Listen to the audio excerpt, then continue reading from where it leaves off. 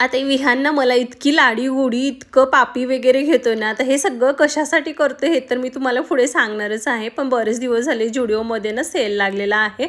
आम्हाला जायचं होतं, पण आमचं बाहेर इकडं-तिकडं जाणं होत राहतं आणि त्यामुळे जुडिओमध्ये येणं काही झालंच नव्हतं. आज थोडासा वेळ होता म्हणून आम्ही इव्हनिंगला ना जुडिओमध्ये आलेलो आणि इथं आल्या-आल्याला विहानची खूप अशी मस्ती चालू झाली होती. त्यानंतर आम्ही विहानसाठी ना काही ड्रेस सिलेक्ट केले आणि ते थोडेसे घालून बघितले. आता ह्या ताईंचं पण बाळ विहान एवढंच होतं, मग त्यांनी विहानलाच लावून त्यांचे ड्रेस वगैरे सिलेक्ट केले आणि विहानने इतकी मस्ती करत होता, मग त्याला घेऊन बाहेर आली आणि त्याला ना आईस्क्रीम हवा होता म्हणून तो मला इतकी लाडीगोडी लावत होता, अक्षरशः पाक घेणे म्हणजे काही नाही ते करत होता. तेवढ्यात ही आले बिल करून आणि आता ना खूप आम्ही दमलो होतो, कारण बराच वेळ इकडं तिकडं फिरत होतो, भूक पण लागली होती.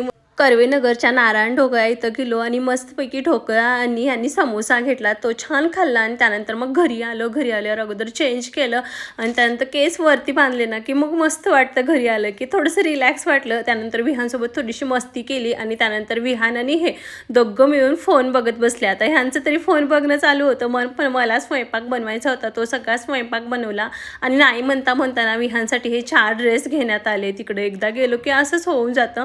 आता ही उद्याची तयारी चालू आहे. आता भाजी तर काय आणली नव्हती म्हणून मग चला म्हटलं कडधान्यच भिजत घालू उद्यासाठी. आणि जेव्हा कधी भाजी आणत नाही ना तेव्हा माझं हे हमखास ठरलेलंच असतं. आणि त्यानंतर थोडंसं संध्याकाळचं स्किन केअर वगैरे केलं. असा होता आजचा दिवस.